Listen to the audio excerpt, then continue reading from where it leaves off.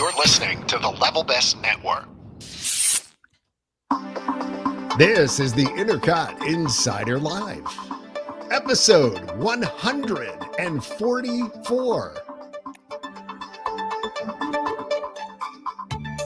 The INTERCOT Insider Live is brought to you by Magical Journeys, INTERCOT's official travel agency, and the Disney Vacation Experts. Now more than ever, it's important to support our partner, Magical Journeys, and the folks over there, including Nancy and crew.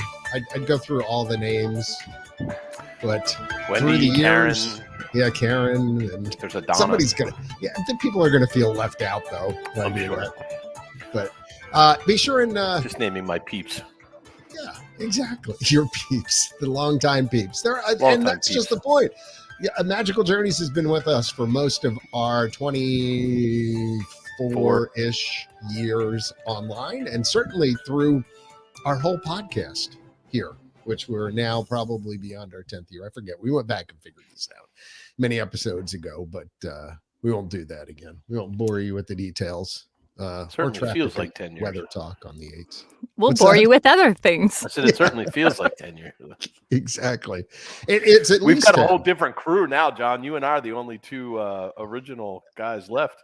This is true. Well, like a lot of things, life takes people in different paths, and people burn out on stuff or whatever. And quite frankly, I'm surprised you and I are still here after 24 years. Oh, John, I'm never leaving you. Well, now you're like an ace reporter in the hole there, man. So Did you just call me an ace in the hole? you're the ace in the hole. An ace hole. Well, I didn't go there, but I am. Yes, I'm the man on the scene, as they say. you are Your the roving man. reporter. Ladies and gentlemen, I give you Ian from Florida, now Central Florida, From the Near Central the- Florida region. right outside the vacation kingdom of the world, and from just north of the border, the Great White North, half of Canada. It's Jen. I'm all of Canada tonight. So- Representing the country of Canada Take off a is Jen. beauty, you knob. Hello.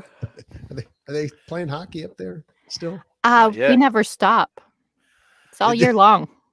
Well, I guess with indoor rinks and stuff like that. So you're Well, we probably, play on the street too. Street hockey. Oh, you do the. Did Oh, you yeah. play street hockey Now, see, when you were a kid, Ian? street hockey, of course. See, I get made fun of because I call ice hockey. Because when No, we it's grew just up, hockey. ice hockey was ice hockey and street hockey was street hockey. You had to make a distinction what you were talking about. So, but now everybody says, no, it's just hockey. You don't call it ice hockey. Yeah, it's hockey.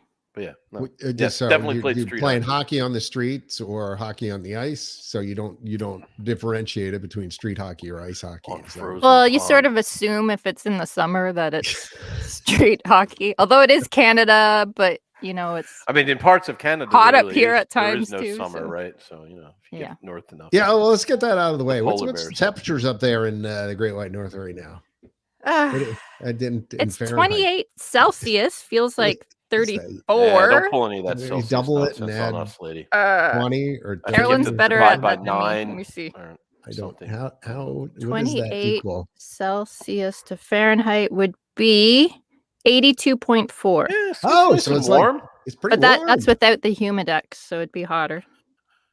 Oh, Yeah. When the we were in Humidex, Florida what last week, feels like. or a couple weeks ago, it was hotter up here than Florida. It is. Look, it is currently 81 degrees where I am. There you so go. it's, Wow, so you're a like it's degree warmer in the up, Great White North? up Yeah. in the Great White North. That's not right. That's just global warming at its finest. I thought it pretty much snows 364 days a year up there. Yeah. I gotta ask? Like, how do you keep your igloos from melting? I don't. Don't the polar bears get upset? Like, I don't. They do. They do. But you get renovations every year when you rebuild. You get a so, rebuild. Does insurance cover that, or do you have to find your own snow? How does that work? Yeah. Well, No. pretty much Brian. We're just teasing our friend between from Brian Canada. Baumler and Mike Holmes. They have pretty much renovated most of Canada by now. That's right. That's right. Yes. At least I and have all my Bob Canada- brothers, too. I have my Canada story to tell about the Toronto International Film Festival. Shall I get that over with? I mean, to me, this is the story of the evening. So Okay. I think Yeah, we you should might leave as it well. there. Go ahead. It's very This- compelling. We'll start out at the top. Okay. So I work at let's- a television let's go start with the station. record, please. Go ahead. actually, background on me. So I Okay. played saxophone in high school. I went to university for music, and my instrument in university was saxophone. Wow. Yeah. So everybody would always make jokes about, oh, you must like Kenny G, and that, oh, you must like play his music. And I'm like, not really. Michael But Bolton. that was the big sax player everybody could refer to, right? Back in the 90s. So Not anyway, John Coltrane, but I'm going to work on Sunday. I walk past the front of my building and this SUV pulls up and two people hop out. And it's a woman. Like, did they have shades on? Like, was it like Well, it's the just like, detail a or black whatever, SUV with the tinted windows. And Yeah. this time of year during TIFF, it's like you see them going around because I work right in the entertainment area of Toronto. Okay. So Right. they hop out and they trying to pull the front doors of our work building open, but they lock them on the weekend. So I go over to the lady just to be nice and be like, oh, if you're trying to get in the building, you have to go down and go through the parking lot to get in. And she's like, oh, okay, thanks so much. And then I look at the guy that she's with, and he's wearing this really nice tailored suit. He has a mask on, so I can't totally see his face, but he has the tight, curly, long hair. And I'm like, Yes. oh my God, I think that's Kenny G. I am face to face. I'm like, this is crazy. But then people come running over and like flip open a folder and like, oh, can I have your autograph and stuff? And I'm like, Mr. G. this really is Mr. Kenny G. G. Can I have your autograph? Mr. G. So I go walking in through the parking lot because that's how I have to get into work. And they follow me in. And so I'm like holding the door for them to go in. For And there's Kenny like some G. producer there to meet them. And I'm like, oh, dear God, I'm holding the door for Kenny G. Like, how hilarious is A this? dream come true. It's Like, kind of Little What's up, Jen, Kenny? way back in the day with her sax, could never have imagined the time when she would hold the door for her idol, Kenny G. Kenny G. So that's. I mean, again, we should probably just end the podcast now. I know. And It doesn't get any it's more all exciting. downhill from here, folks. I All downhill from It's so corny that it's so funny. Well, here. No, it's That's like my Office brush with Space. It Kenny reminds G. me of the Michael Bolton scene from Office Space. well, I'll give you You my must love own this music. Canadian rock star. If Kenny G is a rock star, I'm not really sure about that, but rock star story. What you would Much. call him. I think I shared this on the podcast once before. So since we've been online so long, I will repeat the story. But We might have one or two new listeners. Yeah, I know there might be a few. We were in New York City for a college music radio festival thing. Our school, University of Dayton, when I was going there, sent me and a few other people from the radio station to New York, to mingle with other people in college radio and things like that. Anyway, had a great time there. On the way back, we're flying out of, it was either LaGuardia or JFK. I can't remember at the time, back to Dayton, Ohio. And out of the corner of my eye, I catch a glimpse of this dude. And I'm like, is that Geddy Lee? There you go. Is that Geddy Lee? He is Rush? he's not hard to pick out from a crowd. He's a distinctive Well, looking no. fella. Yeah, but Has similar hair to Kenny G. I was just thinking that. just to give you an idea, at this college music festival, there were some interesting looking folks. I'll put it nicely that way. And at one point we were quite Creative convinced types. until we got really up close that Steve Howe was in an elevator from Yes, otherwise known as the Crypt Keeper. The entire podcast crew is like, what is this guy talking Because about? Who are these he people? had a guitar and he got in the elevator and we're like, oh, that's Steve Howe. So it was kind of a joke between us, like, is that Geddy Lee? And I go to my friend, I'm like, if he heads towards Air Canada, that's Geddy Lee. I'm telling you. And sure enough, we start following him. He went to Air Canada and he sits down, but he's like with his family, like, he's like, there's a kid and wife, I guess, or whoever, I don't know if they were married. Little Geddy. I'm not assuming anything. Geddy Jr. But they go to sit down and I'm like, oh my gosh, it was that awkward moment of, do I go say up to him something or not, even to disturb him and his family? So he gets up, I guess, and goes to the ticket counter or something. And then he's walking back and I go up to, hello, Mr. Lee. I'm a big fan. Oh, you didn't do that. I'm a big fan thing, did you? Oh, I did. Totally did. And Oh, worse that's yet, at the time I was working for Light 100 WVUD. And I swear to God, I had a members only Light 100 of course you VOD did. jacket on. Like, oh, it was Yeah. just the worst. So Light let me ask you a FM question, jacket John. When come it to say comes hi to Kitty Love. So, on the fanboy scale of 1 to 10, did it score higher or lower than my fanboy salivating over Marty Sklar? Where would you rank it? wow. Well, I will give it to you there that the Marty Sklar was quite a moment. I think you win on that one. Yeah, So- I almost had to. I was a geeky fanboy. Mr. That was a Sklar, moment. such an honor to So meet you. Jennifer I was like, "Ah." met. Hey there, Hello, can you hear me? Wait, we can hear can. you. Hi, Jimmy. belly up to the bar. Jimmy. You guys hear me? Yes, we We can. hear you. We hear you. I don't Jimmy's think he can having hear us. Though. technical He has a problems, I puzzled think, look on his tonight. face. Yeah, he does. Oh my goodness! But he's got a great looking shirt on. He does. I like that Which- shirt, which actually. I I'm like the fact impressed that he actually wore an Intercot shirt. And he's got a Marvel chair. Look at that. I know, Did you see right? He's got a, that is that's Look, a he's got top-notch quite the piece. setup. Of course, his He computer apparently tonight has been giving him some problems and decided, much like Nothing's mine perfect. did, about 30 minutes before podcast time to update. And Oh, don't know I hate why the that update. is. Isn't that fantastic? Usually it happens to me right Did you when it's guys time to like all join do the your meeting. Apple updates? There's some Oh, you know what? No, thank you for reminding me. imminent security update you must Oh, do yeah, on like- all your Apple products. Yes. So, There's like a Urgent. big 0-day something or other going on. So yes. yeah, I don't know what's happening with that. But It you was better like some update. Israeli spyware was found on some phone somewhere. That Jimmy, have you figured big it out glitch. yet? I can hear hear us? you guys. Can you guys hear me? Yeah, we hear you Me- just yes, fine. we can. There you go. Welcome to the party. Let me tell you, I feel like I'm the only one really trying wearing my Intercot.com shirt. I have a that- Disney John's got an shirt. Intercot all shirt. right. This is I'm the rebel of the crew. I never wear anything Disney or Intercot when I do these things.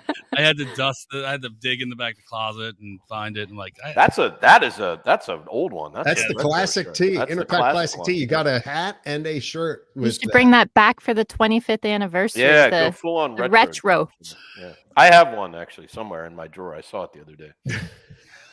It's Probably doesn't nice. fit me anymore, but I have I one. like it.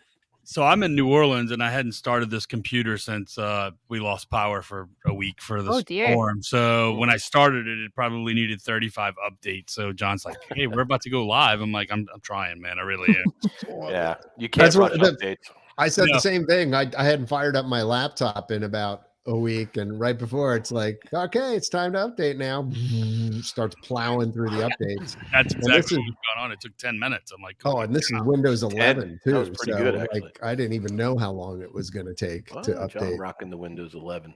Yeah, I'm on Team Beta. Yeah, that's right. Oh, So yeah, Jimmy joked for the 25th anniversary, which will come up in October of next year of Intercot, that everybody should just wear a The shirt retro rather than having Intercut. an Intercot shirt, just whatever Intercot shirt you have lying around the house. So you would be in good shape. I could clothe the entire attendee list. I've got more Intercot clothes than I have anything else in my. I've got a You bunch really? of I have a stack running of shirts. T-shirts that's like this thick in my drawer. You know, I do have more like Disney like shirts I wear to Disney than anything else. It takes up the majority of like my closet space, and because I have like this one section that's just when we go to Disney, it's like grab that section and put it in. It's the specific. Makes Do it you, easy to pack. do you all have your wardrobes that you specifically take, like you find yourself going back to when you go to travel or when you go to Disney specifically? Like, Yeah, okay, like gotta all take that my shirt, those Disney shorts. t-shirts. Yeah, totally. So you have, feel like you have to wear the Disney shirt in the Disney parks, unlike like when you do No. running, where it's bad juju to kind of run in the shirt that they give For you. that event. Yeah. Yeah, that's See, I adopt like the concert approach, right, John? You know how you never wear the shirt of the band when you're going to You wear see. a shirt. I was gonna say we should do that from now on. Like when I go to the parks, instead of wearing like my my Disney Nerds shirt, I wear an Intercut shirt, and you guys wear the Disney Nerd Disney Nerd shirt. shirt. And There yeah, you so go. that'd be- There you go. unfortunately I don't have one. Oh, I see. We We got a can- loophole. we can make you we'll give you some extra stars next to your name if you order one. Oh, there you go. I that isn't it. Or if you donate to the server drive. I did that. We'll give you a I special got my own little avatar. avatar. Everybody's like, what are you talking about? So we have these discussion boards on the website. And What at are they one called? point, what discussion boards? This was Facebook and Pre-social media. Instagram and Twitter. The original all social that. media. Like old-fashioned Reddit, kind It of. Like, was. yeah, like even pre like MySpace. And still is. It's Very still pretty there. But yeah. So at one point, we were so busy when the sites first started out. We were doing literally like 2 million visits to the website a month, which is completely insane. And we were #1 ranked in Yahoo, and for a while in the top 3 in Google. Okay. Well, so, what was really funny was that people used to think we were Disney because when you Google Right. Walt Disney World, INTERCOT came up. right. So people would write in, like for a while, I answered our guest relations email, and like Right. people would write in and they'd be like, "Well, I have a reservation at your park in like September, And and we'd I've have gotten to my play bill," them. and I'd be like, "Lady, like we're not Disney. I can't." Yeah, we're not. Here's the here's how you resolve this problem. And then eventually, I just started saying, "Oh, if you send me your credit card number, I'll." Well, take care of it for you." I was gonna say we did not do that. Okay, I was gonna say the other thing you could do is just totally play it off and Not how I just bought a car. send people bad information.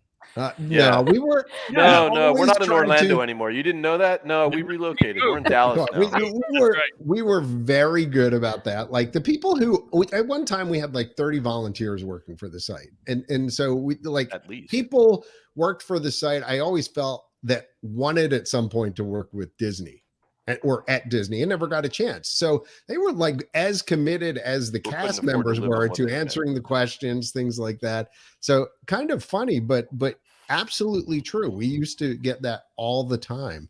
Those sort of emails. People. I think coming for the in. 25th, we need to go like full on retro, John. We should like find a way to revive the boards, and have like a whole month of like just nothing but board interaction. I'm with you. We'll bring I'm back with you. Witch Doll. We'll bring back all the classic threads from back in the. We can start an argument about scooters. Like we always have. That was another good one. We just had scooter battles. Whether you like scooters or hate Kids scooters. on leashes. Yeah, Kids on Well, Leashes. Kids on That's Leashes. another good Always, one. That was one. That's always a winner. That was a good one. Yeah. That- oh my gosh, that is a good one. Yeah, The scooters and- ye olden days. I think I banned more people from INTERCOT in my time over the scooter debate than anything else. And strollers, actually. Believe it or not, strollers would get very heated. A hot too. topic. Yeah, Well, you still could a get hot some really- topic. You get the people that love the Keens, and you get the people that hate the Keens, and they're obnoxious or too big, and I don't understand these people who bring their kids to Disney World. It's so annoying. They're It stupid is Oh, strollers. boy, yeah. Oh my goodness. I wish they would ban those people from Do the you park. Oh my gosh, I still remember that. That is funny.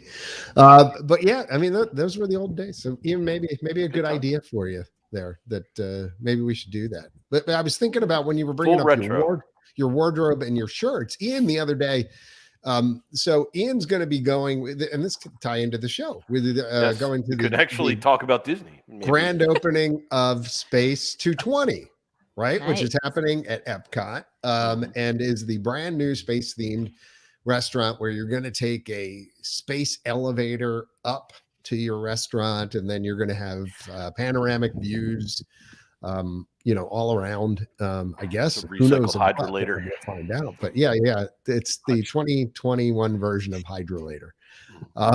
But as we were trying to figure that out, Ian I'm like, you got to wear something with the ICOT logo on it. He like pulls out the INTERCOT podcast shirt, Yeah. which I completely forgot we even ever made. It looks like it hadn't been worn like once. I think that's because it hasn't been worn once.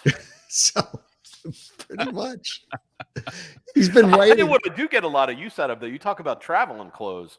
When I used to travel for work all the time, my go-to airline Oh, I know what you're going to was say. my INTERCOT 3/4 The zip. Tron shirt, Tron 3/4 shirt. zip. That thing was, I'm telling you, that was the best. I traveled in that thing for like 5 years. That's all I wore on planes. Because it's No lightweight. Nothing. Dude, No no pants. pants No, are absolutely overrated. no pants. Makes it easier to get through security. Wait, you guys wear pants on planes? Silliness. What? And I mean, it's great. And then, you get hot on a plane, you just zip it, take it off. He's Doesn't right mess up about your that. hair when you pull it over your head. I still live that pretty much travel-wise. It's the 3/4 zip thing over a short sleeve, and that's how I roll. Travel ensemble. It is. Because if you get a little bit cold, you can pull it over. If the air conditioning on the plane's a little bit. And if you need to put it on or take it off, you zip it down. It doesn't mess your hair up. It doesn't knock your earbuds out. It's perfect. Okay. Love it. It strikes me as that strikes me as like golf attire. Yeah. It's a little bit golfy, actually. It's a little golfy. Yeah, a little bit. It's golf meets Tron. Well, yeah, especially that one. That was like a Nike 3/4 zip that kind of looked like you had a black and has very blue piping on it, like very neon blue piping. You didn't bring that back, John. What? Bring it you back? Didn't bring that back, yeah. That was like a very limited item. I don't think too many people. That was like literally. I think you and I had that. You were practicing. There were things I did over the years. I tried out and then. Yeah. It was like it's almost like a prototype, Yeah, that's it. It was a prototype. It's an INTERCOT prototype I have. Exactly. Very cool. You could have marketed it to the travel community. Apparently, look. This is the perfect thing to wear on a flight. Little did I know that I could have had $1 billion industry. 3/4 zip. It might be a little bit. Maybe a little bit optimistic. Sure. Might have made a couple $1,000. So. A little bit of it. So, hey, you want to talk some Disney? Yeah, love it. Okay. Well, so first of all, like I said, you will be at the Space 220 grand opening. When's that coming up to you? Monday. Monday? Yeah, that's this Monday. Which means, by the way, you and I need to talk in the next. Oh yeah, we do need to talk about that a little bit. I got to tell them what to do. Yeah, Jimmy, so it's Monday. Somebody going to that event? Yes, Charlotte will be there for the Disney Nerds podcast, covering it as well. Okay, cool. So there we can get Charlotte and maybe Ian the team up. Yeah, really. I think that would be a good idea. I tell you, dude, it'd be a great idea for me, not so good for Charlotte. Well, no, Charlotte's great though. But I'll tell you, you'll be surprised how. And I know John and Sam from us have done that before. When you get together down there, it's great to have a partner, somebody else, just to hold your camera for you or snap a picture for you, and you take turns doing that for each other. So it's always nice to have somebody, just a partner down there to help you with those things. No, totally legit comment there, because sometimes self-camming is not a great option, and so like when the other thing I was going to talk about here, the Ratatouille press event that just went on, which was about a week or so ago. It was a little difficult for me because I was a solo. It didn't have anybody else there to be able to do stuff. So you end up having to do interviews just holding the cam yourself and then being the disembodied voice off cam doing it, where if I had somebody like a partner, they could be camming while I'm actually interacting with. Now, next time you come down, I can just come in with my regular pass, right? And just, Yeah, I don't think they do. Sometimes they let you bring a +1, but like the 220 event they were. Yeah, it specifically says right in there. You only. No +1. I can meet you out front. But that to what Jimmy's saying, it's good if you can hook up with somebody. Then sometimes you can get some nice photographs and videos that you wouldn't otherwise get. Synergistic relationship. At one time, they were helping out with that type of stuff too, John. I wasn't there, but I know, like for the Galaxy's Edge one. Oh yeah, you had a Disney like videographer that you would. Yeah, they give you just your jump drive, and they would record your spot on a jump drive, and made it much easier because you basically had your own. Awesome. I start going through my drawer here. I've got a drawer full of these. I would not expect that at Space 220 though. No. I think it's a totally different thing. These now are Windows 10 boot. This is a smaller. I think this is a much smaller deal. Well, they're not opening a giant, expansion of the park. Yeah, it's a restaurant, and with COVID and all that stuff going on, I'm sure they don't want to just cram the place full of people. So it looks like a fancier restaurant though than I was expecting. Looking at the menu, it's like 2-course lunches, 3-course dinners. So it's kind of like I expected more. It's prefix though, right? Yeah. Yeah. Yep. I thought it'd be more like counter servicey. No, I was expecting more like I don't know. Living like one of the Coral Reef? Coral Reefy kind of a place, something like that. No, I think I've got high hopes for it because it's the Patina group doing it, and they do a good job with all of them. So Tutto Italia's Patina group, Maria and Enzo's, Edison. So yeah, I was going to say a lot of the restaurants in Disney Springs are Patina, yeah, and they're all, from what I understand, they all do a really good job. Like they're the ones that you consistently expect to get good food and good service from. Yeah, the pictures of the food look good. Yeah, they do. And the pictures of the scenery look pretty interesting too. Yeah, I'm looking forward to seeing what it looks like inside. I'm definitely looking forward to that. Well, the other thing is that should give you a little bit of a preview, maybe, of what the Halcyon's going to be like. Yeah, I knew you were going to say that because I was thinking the same thing when I saw it. Yeah. Like the technology that they're going to. I'm going to take it. I'm not going to get invited to the Halcyon president, John.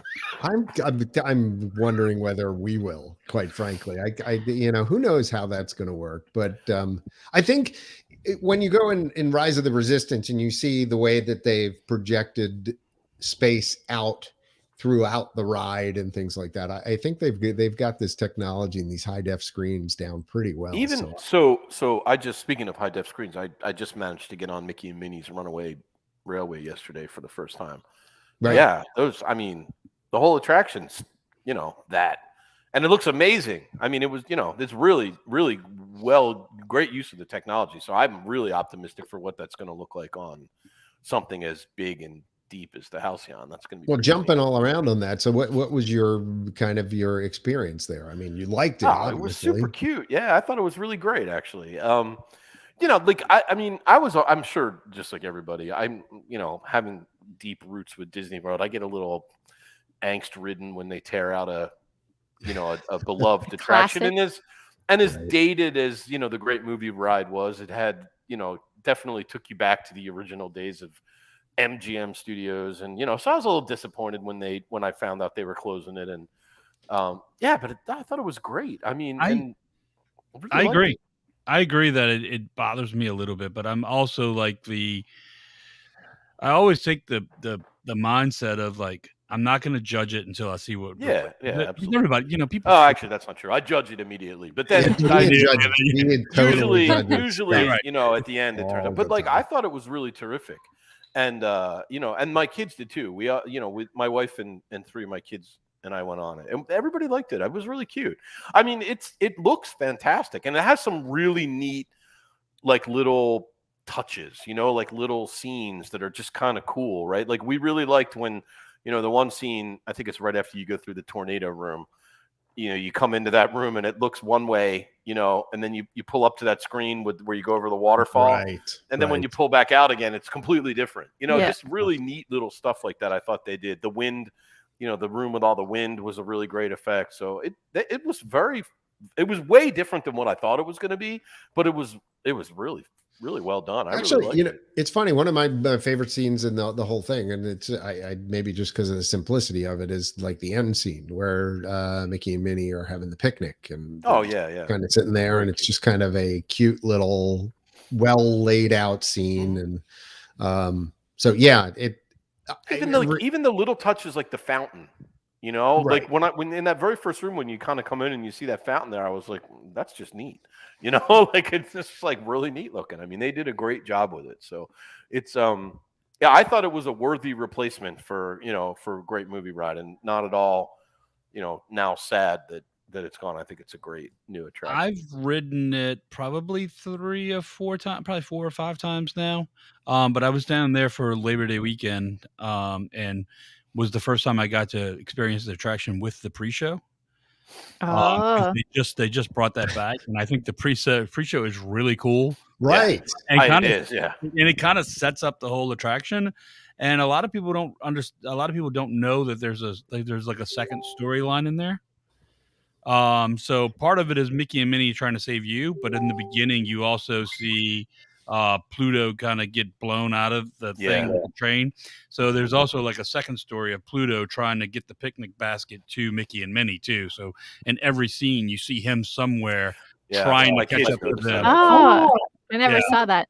Yeah, it's cute. It's pretty cool. It's a lot of stuff going on. And the effect in the pre-show is really cool. I mean, it really is neat the way they do that with the screen.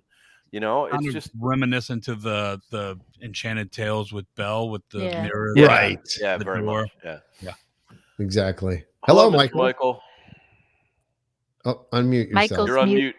Welcome to 2021. Hello, Michael Montanez. You're on mute. It's still on mute. Well, There we go. There he is. Hi, Michael. Hello, everybody, except for Ian. How are you? Wonderful. How are you doing? Good. I signed in, and the first thing I heard was Ian being positive, and I just really thought this was the wrong podcast. You got into the wrong podcast. Yeah, like I'm lost. I gotta sign off now. Oh my gosh, it's so true. But no. Michael, you haven't written it yet, right? No, and I'm really you'll like it. I'm glad you liked it because I'm really excited to see it because I think it's so cute. It's just ridiculous. You're absolutely right. You're heading to Disneyland soon, yes, right? Tomorrow, and I will be there till Monday. Oh, well, nice. I would hope you will be sharing with our fine audience all your. I will, because I'm going to the Oogie Boogie Bash on Thursday. I scored tickets, so I'm very excited. I've seen some neat pictures of that online so far. So it is evidently the Halloween party now. Like it killed Mickey's Not So Scary because that doesn't exist anymore. But right, Oogie Boogie is cute. I mean, it's just nothing but villains. How can you not love that? That's great. Yeah, well, it's Oogie hard Boogie not to. Was very popular is very popular in Disney World. There is a ton of Oogie Boogie merchandise all over the place. Yeah, it's kind of weird because I'm not all that into Oogie Boogie, but people have really bought into it. It's weird. I'm not really a Nightmare Before Christmas. I think I saw Oogie Boogie, like the purses that lounge fly purses. Yep. Yeah. Yeah, they had them. I mean, they had the one. Where was I when they had a bunch of? I can't remember where I was, but one of the stores had a ton of Halloween merchandise, and like there was like a whole section of it that was all just Oogie Boogie stuff. So yeah, I've got something back here in the prize closet. I don't know what it is. It's like it's either popcorn or like a drink thing. It's one or the other. It's about that big, and it's an Oogie Boogie. I mean, Nightmare out west has the whole. I think there's a little bit of a subculture just because of the overlay and the Haunted Mansion. Well, and I think it's always had like Nightmare Before Christmas has always had like this cult following. I feel like but I feel like it's expanded beyond that now. I feel like because of that, and Disney's kind of pushing it a little more. You're finding more and more people who are kind of maybe wasn't giant fans, but are somewhat fans that are kind of enjoying it too. Yeah. Well, I mean, a new generation of folks that are discovering it. I mean, we forget how old some of these things are too. We forget how old we are is what you're trying to say. Yeah, I mean, I don't even want to consider how old Nightmare this after probably is. This after talking about how this. It wouldn't surprise me if it was 30 years old. So now I have to look because that is really 1993. Yeah, so almost exactly 30 years old. It's like 28 years old. 4 years before INTERCOT came online. That's crazy. I've only seen it twice, and I didn't really ever like it, but I like the Haunted Mansion. I remember. Yeah, I saw it once. I mean, it's just not my genre. It's not my thing. It wasn't a bad movie. It's just not really something that I'm into. I mean, I think you have to really like Tim Burton, right? And I don't. His style, if you're not into that, I'm not into horror or like scary movies or anything like that. That one's okay to me. But yeah, I mean, but there's again going back to just cult followings. He just has a cult following. So like people who really like that, like him and his style, really like it. So it's, he's ruined enough Disney movies for me that I just yeah, but for that one, it was such a technical achievement, and if you start, I mean, having done stop motion animation, by the way, Ian, in high school, Cardellino's telecom Mr. Cardellino's telecommunications class at North Bend High School. Shout out. He's probably dead, by the way. Right? Yeah, poor Earl. But yeah, knowing what it took to do that. And then you start appreciating, gosh, to do that on that kind of scale that they did and how long it took. This was not a computer drawing that stuff. It was hand moved puppets. Yeah, it's pretty still not my thing. But anyway, yes, Michael, you'll love Mickey and Minnie's Runaway Railroad. You know what I find interesting about Mickey and Minnie's Runaway Railroad? I feel like you could ride that attraction 10 times in a row. and find something different. You know what? Absolutely, it's got rewritability for sure. Which I feel like sometimes their newer stuff is lacking a little bit, but this one I feel like I could ride it, a dozen times and probably notice new stuff every single time. Honestly, I don't know. Ian, I don't know how many times I've ridden Haunted Mansion since 1974, but I swear I see new stuff all the time. Me too, and I'm like, did they add that? Or you know, they do that though. They do. They do. I mean, they do move things around and put new stuff in. So you're probably right most of the time. Like, because I know, I mean, I've proven it through pictures, so like I can say for sure that they do put new little things in sometimes. So or that was tweaked or whatever. It's but that's one of the things I love about it. It's cool, yeah. Besides the Haunted Mansion's just awesome. Supposedly, I mean, the Haunted Mansion's my favorite. Mine too. My favorite. I have a Haunted Mansion tattoo. I mean, I love the I have a Haunted Mansion bathroom. Yes, Jen might win on this one. But supposedly, the Haunted Mansion in Walt Disney World does have like 8 or 10 like hidden Jack Skellington or Nightmare Before Christmas references, and I don't know them because I don't follow that enough. Well, I don't know either, there's a bunch of them because they don't do the overlay in Walt Disney World. The Imagineers hide a bunch of things in the attractions that kind of pay off. That's cute. Now that I'm in the hood and I can ride it a lot, I'll have to start keeping my eyes out for it. Now that I'm in the hood, now that I can just bop over there. Bring a courtesy, by the way, of the return, John, of the annual pass. Hey, wow! Wait, I'm gonna get mine. That was on good. Thursday, so I'm already preparing the heart attack. Cha-ching! Wait, you're getting your Disneyland one? Yeah. Oh yeah. What are you gonna sell some stocks and bonds? What? $12.59. Oh. I know. You're gonna sell some. You're gonna liquidate your portfolio. No, it's literally because when I got my refund on my last one, I didn't spend it, knowing that this was going to happen. So would you just put it aside? Yeah. So I have that. Plus, I bought tickets, which are so expensive.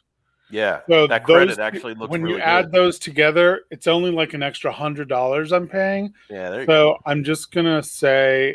It's only costing me $100. Yeah, but then renewal comes next year, Michael. Yeah, and then it's gonna hurt. You better save your shekels between now and next year. At least then it'll be $25 off. Hey, listen, at least you're only buying it for one person. I had to buy 6. Oh my goodness! Yeah, for your 600 kids. What? How much were each one of the things you bought there? They're $6.99. So with tax, like $7.40. Is that like the Florida ticket or something? Yeah. Did you take advantage of the monthly payment plan? No, I don't. The last thing I need is more monthly bills. Did I mention I have 4 kids? True, but I mean, monthly bills. I'll get 0% interest if they let me pay it monthly. I don't. But it was going to be like a car payment. I mean, it's like $70 a month for six, like $420 a month. Well, Ian, just remember, you are the magic. I am the magic. Help me define the magic. All right. But here's the thing, though, right? Like, so it's funny because obviously that's sticker shock, right? I was like, $3,800 or whatever the hell it was, and I'm like. But you know what? We've already been like 6 times. And if I went 6 times and paid for the passes every time, it would cost me more than what I paid for an annual pass. So tickets are so expensive. It's just not even funny. I already got my money's worth. You're going to get your money's worth. I have no doubt. For sure. Plus we get merch discounts. Yeah. Dinner discounts. And I'm in New Orleans and I'm an annual pass holder. And I know I get by far, without question. Well, even when I lived up in Philadelphia, we still usually bought annual passes. Anyway. Yeah. So. Now, of course, they were a little bit cheaper back then. We owned DVC for a while, so they were, I think our annual passes were like $400 back then. So it was that's still one of the nice things about being DVC. So is that you got that. So anyway, but they're back, and I think there's 4 tiers now, right? There's like Pixie Dust, Pirate. I don't remember what the other 2 are. Are there serious? Those are I didn't even pay attention when it came out. So. Yes, and then you have to dress like that when you show up. The cheap one has a lot of blackout dates, and you can't hold as many park reservations. Right. And then you get I think with ours we can hold up to 4 There's a reasonable amount of blackout dates, but I don't really care because they're all dates when I wouldn't want to be there anyway. So the original, the lowest one would be comparable to what was silver before. Yeah. Which silver is you can't go during the summer months and then any of the holidays. I think the cheap one you can't go on the weekends either. Oh, now they did have one that they did later on that was like the select pass that you could only go during the week. Or maybe one park on the weekend, but they blacked out the others. Look, they want as many locals to go to Epcot on the weekends as possible. Oh, so yeah. They always, they want 129 days of. Yeah, they want the locals out there spending money at Food and Wine. Now, the only thing to do in Epcot right now is spend money because everything else is torn down and closed. Yeah. That's Jimmy Horn's alert that he needs to be on his podcast in 15 minutes. Was that you? No, that wasn't me. Okay. I was trying to figure it out. It's great when if you're into construction walls, though, going to Epcot. Cool. It doesn't. I love Epcot. Epcot's probably my favorite park, but I'm more of a fan of World Showcase than I am of. So it doesn't. Don't get me wrong. I enjoyed Future World, so I mean, I'm excited to see what it's going to be. But now instead of going through the front, I just go through International Gateway, and I don't even see the front. So, but let me ask you a question though, because I agree with you, but it wasn't always that way. No, Like, absolutely. back in the day. Yeah, back in the day. Yeah.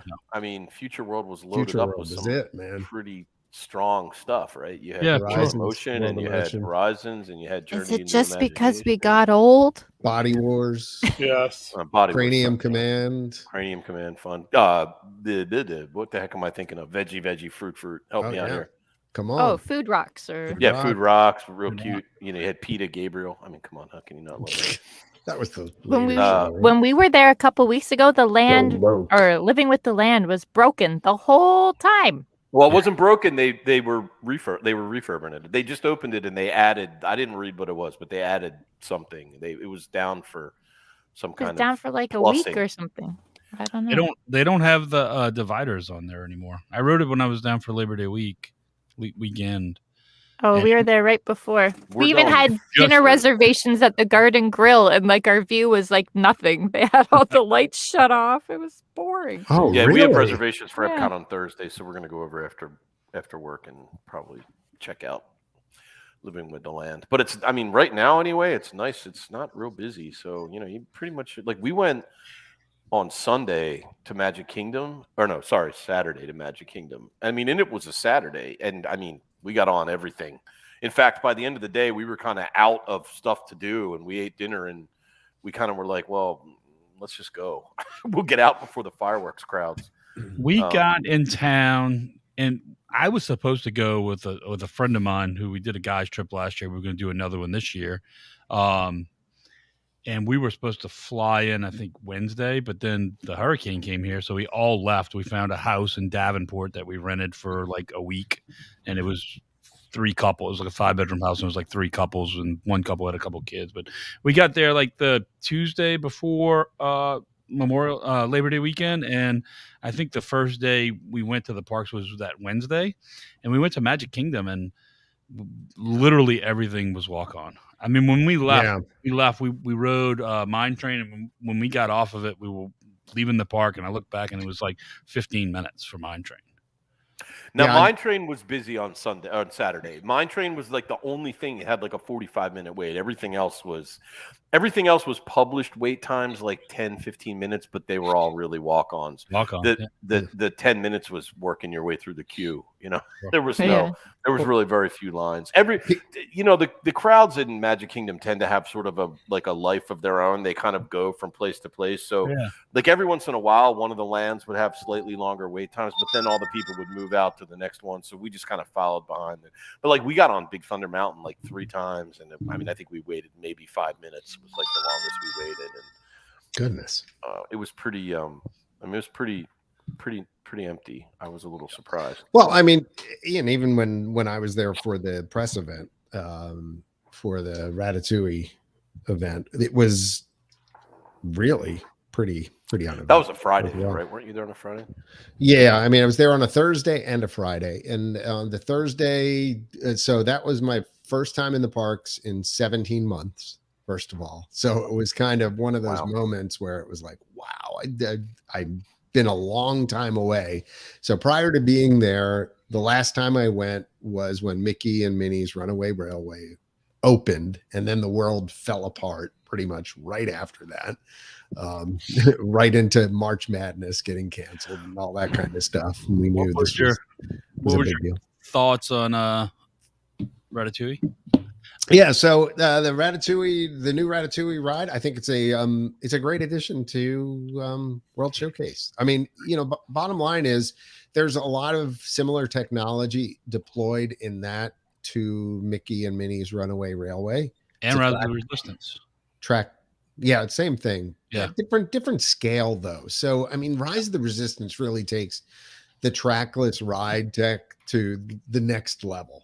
I mean, it's crazy some of the stuff that goes on in that ride and the way they do it. And, you know, the way they put you in one vehicle and then take you out of the vehicle and then you're in holding cells and then you're, you know, on a transport vehicle and you're going all around and then suddenly you're in another vehicle.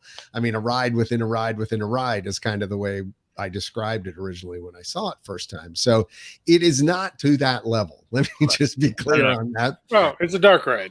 It's a dark ride. So if you start, it's a modern dark ride. Yeah. If you start thinking about it, comparing it with like the Toads of yesteryear, the Peter Pans and things like that. I think it takes like the technology from Runaway Railroad and pluses it a little bit because there is some physical items in it where Runaway Railroad is all just screens.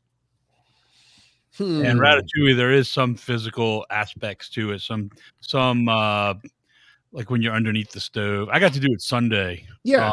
After you, because my friend Lisa, she got an invitation for D23 Gold. Yep.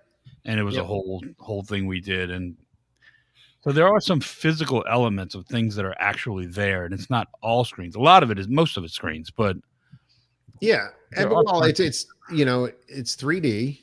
So, which is one thing. And then, you know, it is immersive. And to your point, there are some things where they've added some neat effects. They do reuse the whole pull into a booth kind of thing again, like they did in Runaway Railway, to kind of change your perspective, point of view, send you down a different path or whatever. But yeah, there's, I liked it. I mean, is it mind shattering like Star Wars? No, it's not, but it's not meant to be. So, you know, not everything's an e-ticket. Exactly. And I think that's a great way to put it, right? That there are different levels to different rides, and it's something everybody in the family will enjoy. It's a great addition. I wish we had one or two more attractions like it back in World Showcase. So yeah, I was going to make that point too. Like I mean, it's actually nice to finally see a World Showcase pavilion with an attraction. I mean, you know, the closest, you know, the closest thing that passed for an attraction before was what is the Donald Duck ride in Mexico? Well, it wasn't even that. It was the River of Time, right? El Rio del Tiempo. Yeah, that's right. Alternatively known as Mexico, It's a Small World. But now we just call it, my family, we just call it the Donald Duck boat ride. But that's like the only, correct. You know, and then you got 2 Circle Vision movies, and then that's you have the ride in Norway. I don't know how I missed that. You are not the first. Yeah. No, not anymore. Now it's on Elsa. That ride is amazing. You all are dumb.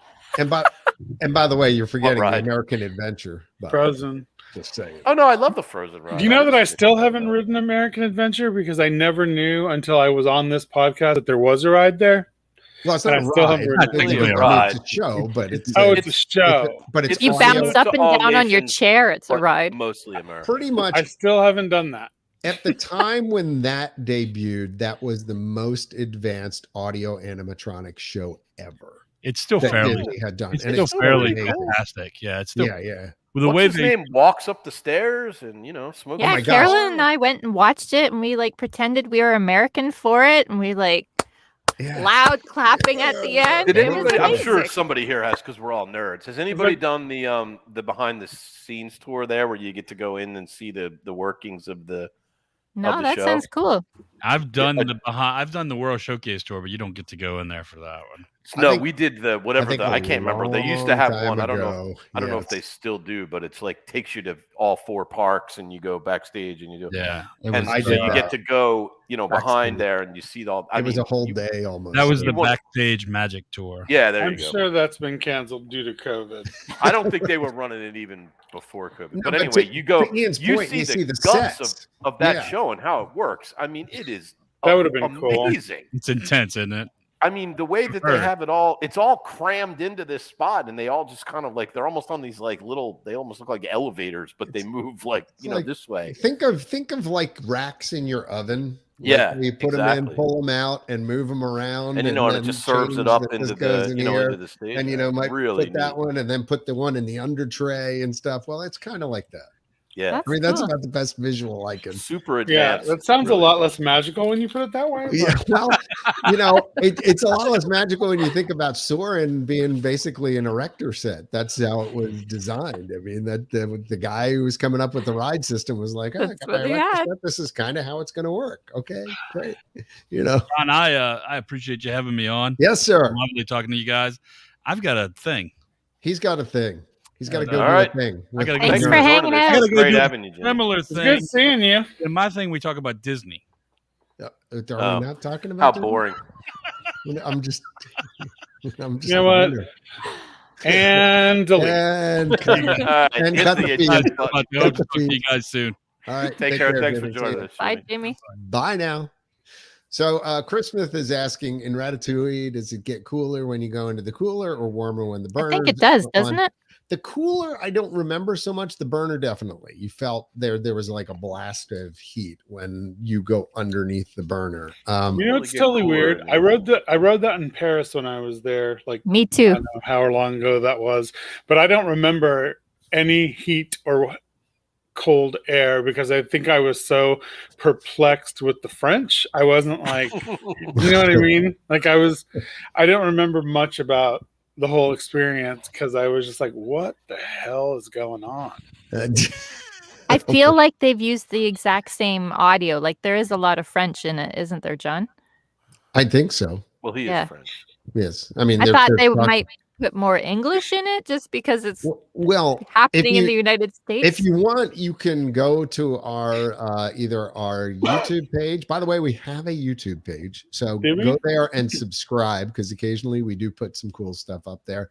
But also, most of the video is also echoed on Facebook. And in one of the most bizarre ride camera videos ever, you can see me with a mask on and 3D glasses, like so that you see no expressions.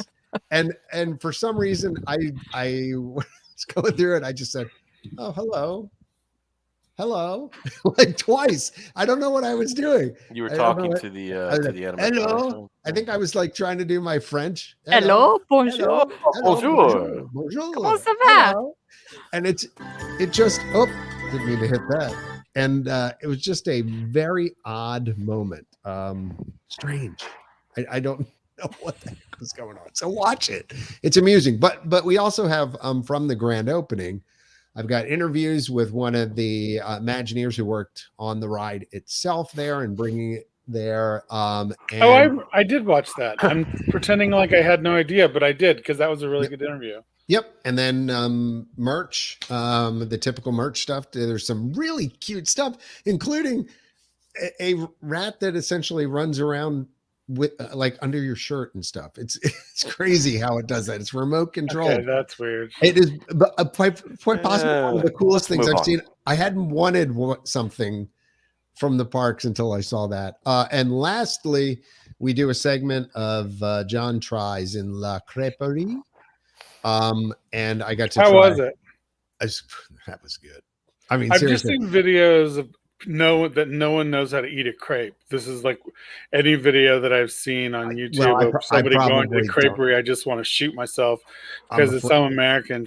It's not a taco, people. No, I cut it up with a fork and knife. Is that appropriate? I don't even know. Okay, yeah, so of course. All right. You always eat crepes with a fork and knife. Let me just tell unless you, buy them on the street, ones that unless you buy them on the street, and then it's acceptable to eat it like a taco. Then it's a street taco. I get you. No, completely. Street crepe. It could be what was the other thing? The cone. What were they called? The meat sandwiches. The meat sandwiches that were in the shape of a cone. out in a conewich, right? Yeah, Carsland. It was like some cone. Handwich. Handwich. Disney's handwich. Disney's copyright handwich. Yeah, it was the whole thing. I could have used a handwich at the studios the other night when it would have been easier to eat in the. I think it's the sandwich whose time has come. The handwich. I think they ought to reintroduce it. I am so excited to be at Disneyland tomorrow. Can I just say that? Like every time someone mentions it, I'm like, wow. I know, right? My kids are getting sick of me pointing out how great their father is for moving them to Orlando so that we can go to the theme parks every day. Like we were there Thursday. I went Saturday. They went Sunday too. We went to like 3 days in a row. They went to Magic Kingdom Saturday, Magic Kingdom Sunday. We went to the studios last night. Like we're going to Epcot. I'm like I'm dad of the year, but they won't let me talk about it. Yeah, they're gonna get sick of it. Do you think? No, that's like the ultimate dad comeback. Like if they complain about anything, you just have to say, "We live in Orlando." Well, well, you know what else I said? There's not even a response to it. There's not even a response. Consider this aspect of it when we moved here, but like I said to the mom, like, listen, I'm just telling you right now, we see anything that's not an A or a B on your report card, no more Disney World for you. We're going to leave you home. We're all going. Nice. They're like, okay, Dad. Okay. Like, I'll make sure. They're upstairs doing their homework right now. That is serious. No, I think, Michael, you're probably as excited as I was to going back to the point where, I hadn't been there in 17 months. And I just took a picture of myself on Main Street, USA. I'm like, I'm here. Like, I had that moment. I had that super quick, like 2-day trip that me and Quentin did. I don't know. I don't even remember what month that was now, but it was so quick that it was really just eating churros. Like, I don't even know. Like, so this is a longer stay. We're at the Grand Californian. We rented a cabana. Like, it's it's our big, normal, deluxe gay days vacation. I got you. No, but you know what? The funny thing was, I really didn't want to go and do much in the way of rides. I mean, I had to go on Space Mountain because the wait was 5 minutes. Like, really. And I was like, oh, okay. That and, riding the Tomorrowland Transit Authority, and Haunted Mansion. And that was it. I rode 3 rides and left the park. And then it was just one of those moments. And I just I got a Starbucks drink just to walk around and kind of like soak it all up. And that's what Quentin and I did the first day. Like we were like there 3.5 hours and hadn't even ridden anything. We were just walking, and every once in a while I'd look over and Quentin like had a tear in his eye and I'd have to hit him. But anyway, it was just like really like when I walked in, I like got emotional. Like it was that thing where I didn't realize. Well, I knew how much I missed it because it sucked, but it was definitely that feeling of being home and like having that release where I'm like, you know what, nothing matters now because I'm in the park and the only thing I have to worry about. The music's washing over you and the sounds are washing over you. I can't remember if I posted it or not, but when I walked in, so I hadn't been to Magic Kingdom. The last time I was in Magic Kingdom was early December of 2019. So I mean, we're closing in on like 2 years, really. Yeah, you're a long time. And so I did a live stream to the page when I walked in and just was kind of doing atmosphere because I know people like to see that. And so, they do. But and I can't remember if I posted it to the page or not. If I did, you'll see this moment where I'm kind of the family's like right here, and I'm sort of doing this whole thing around. And then I just kind of had to turn around a little bit because I was having a little bit of a moment because I was just kind of like. Got a little verklempt. A little bit. So my son is over here doing this ridiculous dance on the side, making me laugh. But yeah, I did. I had a moment, like much like you guys did. Like I really didn't care at that point in time about like, let's go on this ride, let's go on that ride. Like I was kind of like, I'm just going to stand here for a minute and just let this whole thing, sink in because it's been too long. May I share? So You have same your thing turn. for us. Please. So yes. Carolyn and I just got back from Florida, and that was the first time I'd been since Marathon Weekend, January 2020. Mhm. She was there the weekend that things shut down in March. So that was her last time being there. So it was the two of us went with 5 teenagers. Oh, wow. And we stayed at Fort Wilderness. We had 2 cabins. I will say the first couple days I was kind of stressed out. Like, I'm going to get sick. Like, to come from Canada, we have to have a negative COVID test. To go back home, we have to have a negative COVID test. And I'm just like, there's 7 of us. One of us is going to get sick. Yep. So I will say the first day that I went into the Magic Kingdom, I was Carolyn wasn't. I'm just the worrywart, but I was pretty anxious. Just being like, oh my God, there's so many people. I'm not used to this. But after a few days, like, I totally and Back it's in the like zone. Yeah. the stress left me. And now that I've been and we all tested fine to come home, and I feel refreshed. I feel more like myself. It's like going there. It's like going to my cottage or something. I don't know. It's just like place. my home away from home. I felt the same way, so I made it my home. I mean, absolutely. I always felt that way. It'll be my winter home someday, I hope. So yes. That'd be Well, nice. I'll definitely post some stuff to Instagram because I don't have Facebook anymore, so I will post. No, I wasn't aware of that, but now I haven't had Facebook since December. Yeah, it's probably not a bad decision, quite frankly. And my Facebook feed is not the same. Yeah, I just one day I was like, you know what? Done. And I just turned it off and have never once thought, oh, I really miss Facebook. No, it's dead to me. Well, good. But Instagram, I still like it because I like, the pictures and stuff. I'm a very photography person, so I like to take pictures. And we'll post away for us. I will. Right. Yeah, it is probably going to be a while until I get back to Disneyland. So that probably won't work then. You won't be able to link the 2 accounts to be able to post to Facebook then at the same time from Instagram, will you? I think that goes with the account, though, not with... Right. When I posted, have you deleted your Facebook account altogether? Or no, you just left it? It's just dormant. Well, then, yeah, you'll be good. You'll be fine to do it. Yeah, did the stuff post from my last trip? Because I was posting all kinds of crap on Instagram. Yes. Hello, then it'll work. I'm sure.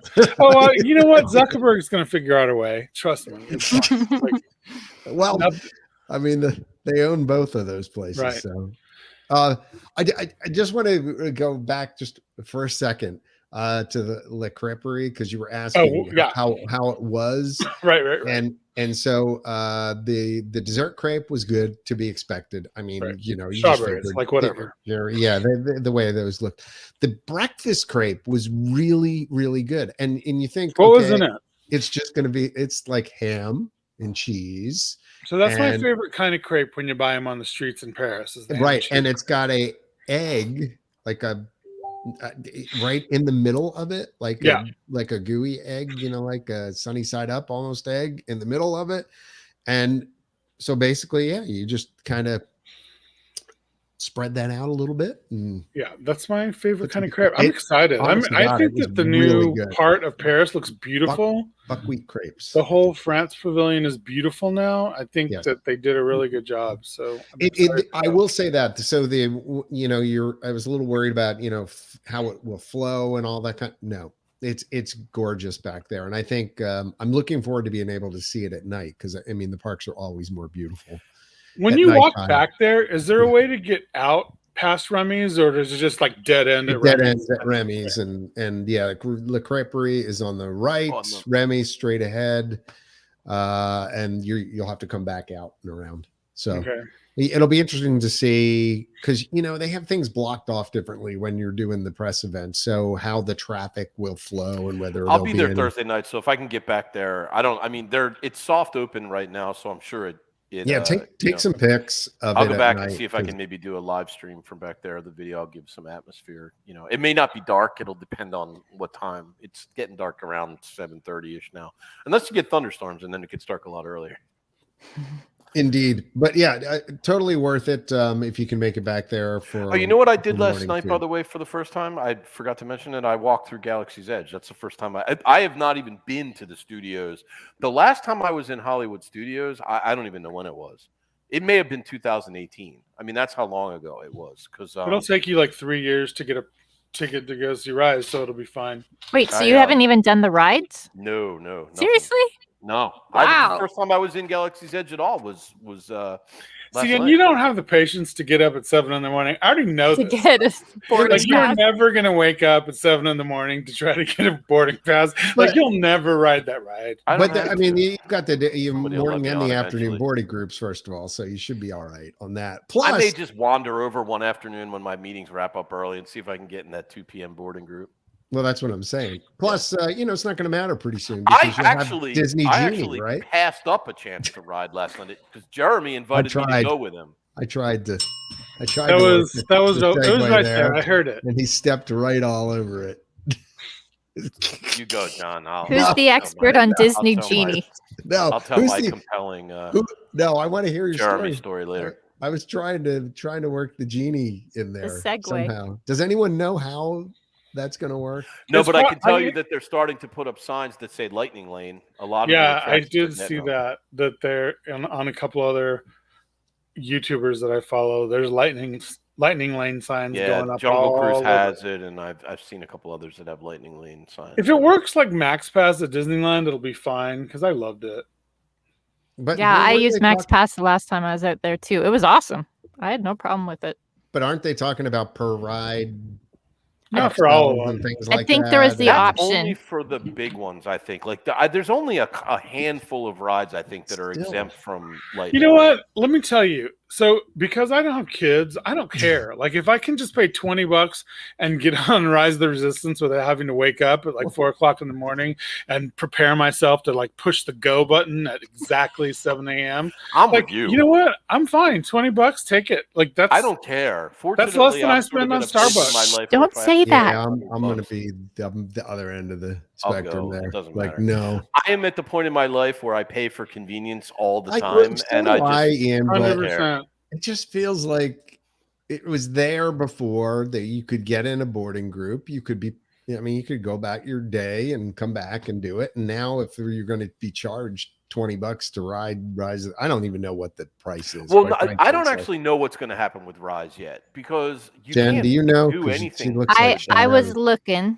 I saw that it was $15. I thought it was an extra $15 on your ticket. I need to double check that, but an extra $15. That's for Genie Plus, so that should get you the Lightning Lane access. The Lightning Lane, yeah. So But that's for all of them. But if you No. only want one or two, I thought. No, I don't think that includes. I think that it's $15 plus some rides still cost extra. But it's only a handful. Like there's not. I think it's going to be Tron, Guardians of the Galaxy, and Rise. I think are the only ones that okay, are. So I'm just going to say because Ian brought this up when occasionally we talk in our little podcast chat group of everybody that's on the podcast, and when the Genie and the Genie Plus and the Lightning Lane all first came out, I have never seen such anger on the internet over something that Disney has done. The Disney community is usually pretty supportive of stuff. Yeah. Like there's usually, I call but this is just like that idea that they took away something free. But here's my thing: being that person that was never good at getting fast passes. Hold on. This just in. Okay. So hot take from Michael. Here's my hot take. Okay. I was never good at like remembering to get fast passes however many days in advance to Disney World, and it would cause anxiety because then I would feel like I couldn't get on the rides. I wasn't going to be on the rides with all of my friends, like because we would all go together, and I wouldn't be, and I'd have to like beg some cast member, which I will do. I am not beyond it, but I don't know. I think it's fine. Like that was one thing about going to Disneyland this last time, because it was always like that anyway with Max Pass. You didn't do fast passes until you got there. But just like I don't know, it was really nice not feeling the stress of totally. Let me read what the website says. Okay. What was that comment? I missed it. Oh, it said that I'm team convenience. In fact, I don't think it's expensive enough to weed out the crowds. And this is to Ian's usual point that he would make is like, well, they're just going to keep raising prices until somebody complains. And so far, no one's complained. They're not going to raise prices until somebody complains. They're going to raise prices till people stop coming, which is, I hate to say it, but as a corporation, that's what they're supposed to do, right? But yeah, I mean, they have a fiduciary responsibility to their shareholders to maximize profits. And as long as they have people coming. This is what the Disney Parks website says, okay? For even more convenience and flexibility, there are 2 other options for enjoying our theme parks. Through a queue we are introducing called the Lightning Lane entrance that also saves you time in line. So Disney Genie Plus service available for purchase for the price of $15 per ticket per day at Walt Disney World and $20 per ticket per day at Disneyland. Choose the next available time to arrive at a variety of attractions and experiences using the Lightning Lane entrance. You can make one selection at a time throughout the day, from classics like Haunted Mansion to thrill rides like Big Thunder Mountain and newer favorites like Millennium Falcon Smuggler's Run. This convenient option is the next evolution of the fan favorite Disney Max Pass service. So to me, that sounds like it's only $15. And then it says individual attraction selections available for purchase. Schedule a time to arrive at up to 2 highly demanded attractions each day using the Lightning Lane entrance, like Seven Dwarfs Mine Train and Radiator Springs Racers at California Adventure. Pricing for this option will vary by date, attraction, and park, and will be announced closer to launch. That's more like the Paris model, right? Right. Exactly. I do love the fact that Disneyland is $20, by the way, because that's the price that Max Pass was. So they're like, oh, we know those suckers will already pay $5 more. So we'll just keep it the same. Cost of living's higher in California anyway. You guys are used to paying extra for stuff. Wow. So am I wrong then? So I buy my ticket, then I pay an extra $15, and then I can go in everything except for a few things that you're going to pay even more for. All right. I think if you want to, or I just stand in line, or you just stand in line, right? Subject to change. Yeah. Right. I don't know. You know what? Listen, we waited for what seemed like an eternity for the Mine Train, and then I wrote it, and I was like, "Why did I wait an eternity for that?" Right. I'm like, this was like seriously so much hype that we put on ourselves to love this stupid ride, and I was just like, I love it, Michael. You know what? Hopefully Disney's not listening. But I just went to Universal and I paid a heck of a lot more than $15 for the Express Pass. That works, though. But the thing there, then, though, Jen, is that's instant access and it's for everything all day long. Amen. So, and you don't have to make a reservation. You just show up and how much are those tickets, Jen? I don't even know. Don't even ask. It's basically double your ticket price on a good day. There are some days when we were there over Christmas last year, and it was like double.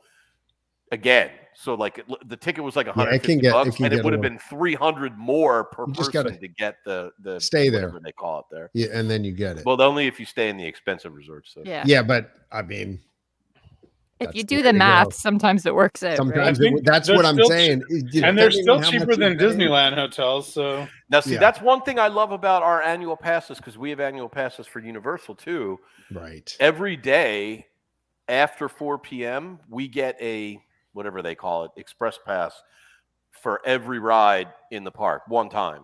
So if I go after 4, like if we go after work, I can express pass anything I want after 4. So it's almost like they care about their annual pass holders. I think there is an element of them sticking it to Disney a little bit, like, oh no, we love our annual pass holders. No, they 100% they do. Yeah. Every ad that you ever see, like it's all a little like stick to Disney.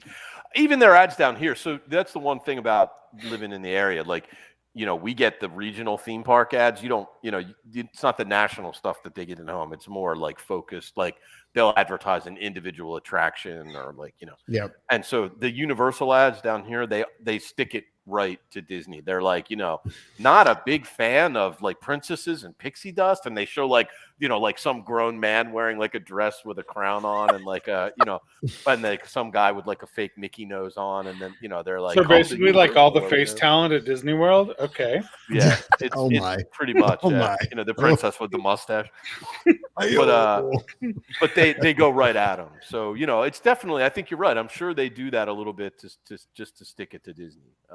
Now Universal's opening that giant new park. I think it was Carolyn who sent the thing. Universal or Epic, whatever. Epic Universal's Epic Universe, which is Epic. That one looks cool. In the universe. Yeah, so that'll be cool. I'm sure I'll competition. Have to pay There's nothing wrong with competition. When my annual pass comes up for renewal.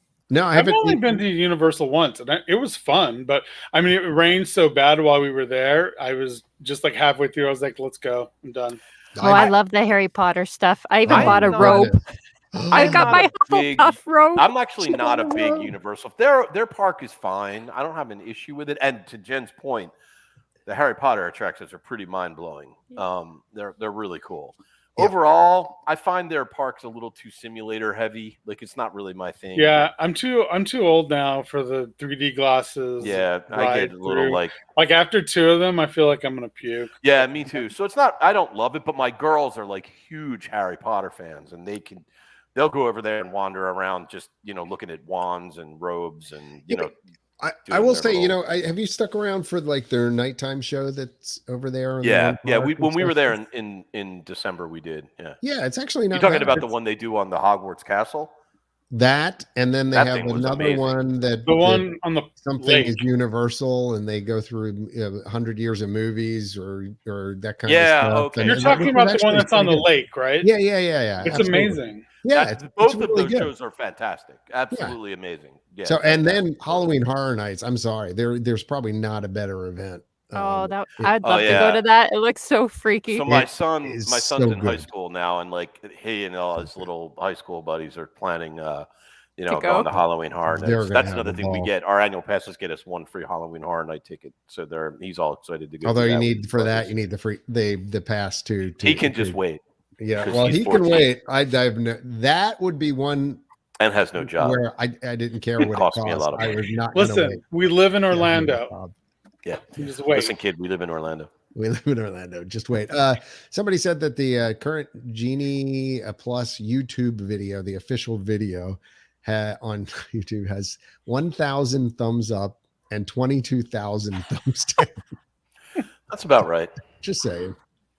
You are the magic, John. At the end of the day, they're all going to buy it. They can all say they're not going to buy it, but Disney knows that it doesn't matter. When you get to the park, and it's the only way you're going to get it, you're going to pay for it. They already know. We'll see. Right? We'll see. There's a breaking point. They charge $10 for a turkey leg, and people, you know what I mean? Like, come on, people. I know they're going to buy it. It is. We'll see. There's a bubble. It'll pop at some point in time, and they'll fall out of favor. Just in case you were wondering, what we keep playing is the new original song, "You Are the Magic," that's going to be for the part 50th, of Disney Enchantment. Yeah, the new nighttime spectacular that's coming to the Magic Kingdom Park. Yeah, I think it premieres on the 1st, right? Celebration. Yep, October 1st coming up here. So. Yeah. Unfortunately, we're blacked out on the 1st, 2nd, and 3rd. With all of the little previews things that they did for the 50th there, I'm sorry, but Disneyland was a whole lot more for the 50th. Do you remember how cool it was? Like they did more for Disneyland's 50th at Disney World than they're doing for their own. Yeah, I know. I mean, you have to wonder whether the whole COVID thing has put a little damper on the whole. I mean, you know what? I did actually see that a lot of stuff was canceled that they were planning on doing for the 50th. You're right. I didn't think about that, but yeah. I mean, they got crushed. I mean, how long were they closed for? Months. A while. California was what got really. California was worse, but Disney World was closed for almost 9 months. Time. It was awful. I mean, yeah. Look, I don't love it. I mean, it's like it's not. It's not a great experience right now. I mean, the cast members are working long hours because there's not enough of them. Right. Some of them are a little. I think Jen actually commented on it. There's a few that are even a little grumbly. publicly grumbly, which you don't see too often, but I don't blame them because they're working like 14-hour days and, I get it. They're short staffed. I mean, there's a lot of stuff that's not running, things that aren't like, you got to hoof it from the transportation and ticket center to your car because they're not running the trams. That I'm sorry is inexcusable at this point. Because the trams are outdoor. Yeah, exactly. I think it's just not because they don't have enough don't people. want to pay cast members to drive them, or they don't have the trams at Disneyland either, and that parking lot is not close to Disney. No, I remember Mickey and Friends one. It's like a 15-minute walk. Like it's not. Well, and I'm sure that you're all aware, but many times in Central Florida, it rains like really hard, or it's like 115 degrees. 115 degrees. So. And then it rains, and then it's 115 degrees again. Plus but humidity. If you're walking, the back lots in Magic Kingdom are a long way away. Magic Kingdom, it just shows you the whole of Disney World is too big. This is the problem. Like you could have like 48 miles from the parking lot to the entrance of a park, and it still is just like, oh look, there's just trees and stuff. Like no, it's too much. It's too much. I know this, having run a half marathon. But they still are definitely in a bad spot with cast, and with I'm sure they're trying to make as much of their money back that they lost when they were closed. One of the things that sours your experience pretty decently at the end of the day is you've just come, maybe you've had a great time in the theme parks, and you come out and then you've got to walk for 15 minutes to find your car, which you can't find. Children that are tired, and everybody's and tired, asleep, you might be carrying one, another, I was tired. My feet hurt. I know. Bloody stumps. Yeah. But again, it is what it is, right? This is unprecedented time, so I'm not being like super judgy about it. I'm it's just hard. It's difficult. Yeah, I don't know. I think they could be running trams. I understand. I think you underestimate how short they are on staff. Here's how you know, John, that they are short-staffed. I know. There are stores that sell expensive, overpriced souvenirs that are closed. A lot of them. Yeah. And what about mobile order? I found that annoying. Yeah, the mobile. Okay, the mobile ordering thing, I have to say, definitely irritating. Because my kids would go off on their own, and they don't have a credit card, so they'd want to order food and pay cash. They could just charge it to their Magic. Oops, nope, they don't give those anymore either. So I ended up just giving my daughter my login to my Disney experience so she could charge it to my card. But they just were planning to go pay cash, but you can't. What I don't like about it is they won't even let you in the building. So my kids and my wife went to ride Buzz Lightyear, and I'd already been on it, and I really wanted the soda. You got $9.99, $9.99. You can only get $9.99 so many times on that ride before it gets boring. And I wanted a soda. It wasn't like I wasn't waiting for I didn't want a giant meal. I just wanted a Coke, right? And so I walk up to the door, and I'm not lying. They're like, "Sir, where are you going?" And I'm like, "To get a Coke." And they're like, "Well, did you put your mobile order in?" And I'm like, "Why would I do Coke? I just want a Coke." And they're like, "No, you have to mobile order." And I'm like, "Okay." I'm like, so I pull out my phone and I start walking in. They're like, no, you can't go in until your order's ready. And I'm like, it's like 100 degrees out, and I want to go sit down. Yeah. Oh, sorry, no, you're not allowed in. I'm like, okay. So then I got to pull out my phone, and I got to find Cosmic Rays on the bad app, and I got to order a soda. And hope that I'm sitting there and I'm watching the thing. And then it's like, are you sure you don't want to add something else to your order? Cheese with your soda? No, I don't want cheese. I just want a Coke. And then the one time, there's an extra button you have to push. Are you sure you really want this soda? And are you actually here? I sat there for 3 minutes, and then I was like, why is this not? Oh, I forgot to tell them that I'm here. And I'm sitting out in the sun, and then this one's last night we're at the studios, and my kids are I set them off. Mania, I know. And I go to Woody's, whatever the heck it is, Woody's Lunchbox, which is, by the way, Woody's Lunchbox is outdoors. There's no indoor, none. No. So I'm like, I gotta do the mobile ordering, and this time I wanted food, so I put my mobile order in, and I'm looking at the sky, and it's about black. And I'm like, oh God, we're gonna get. So I'm like, okay, so I fortunately my food's ready. I run up, I grab it, and I go hide under one of the umbrellas outdoors because there's no indoor seating, which I find strange. And so I'm standing there, and then the sky just opens up. So I'm by myself under one umbrella, and then 2 seconds later, I'm like the most popular human being on earth. Like this whole family is crammed under my umbrella with me, like during a pandemic, mind you. And so like I'm standing there with my tray, right? Because it's pouring. I can't put my tray on the table, which is in the rain. So I'm like holding my tray with grandma and the little kid and mom and dad and the stroller, because the stroller can't get wet. So they got the stroller next to the umbrella, and I'm like trying to eat my sandwich while I'm standing up. I'm like, this is not very magical, people. I don't love the the magic. You are the magic, Ian. Yeah, the mobile ordering idea, I'm not a fan. I don't understand, because I can go into Liberty Tree Tavern and make a reservation and sit down and eat just fine. So why COVID only spreads in counter service restaurants and not in well, look at the people that eat at counter service restaurants. I know, right? That's like the people of Walmart. They're not as bad as the people that go to water parks. That is true. Oh my gosh. Okay. Did you all see what's closing just before we end this? Closing, reopening. You missed the closing news. And reopening. It's closing and reopening with a new show. If we're talking about Nemo. No, I'm not. Oh, okay, then what? No, what else? Going down for an extended refurb in January. Everest. Rumor is they're finally going to fix the Yeti. The Yeti. No, it's months. I don't believe months of downtime Look are at scheduled. John's shirt. The Yeti is down.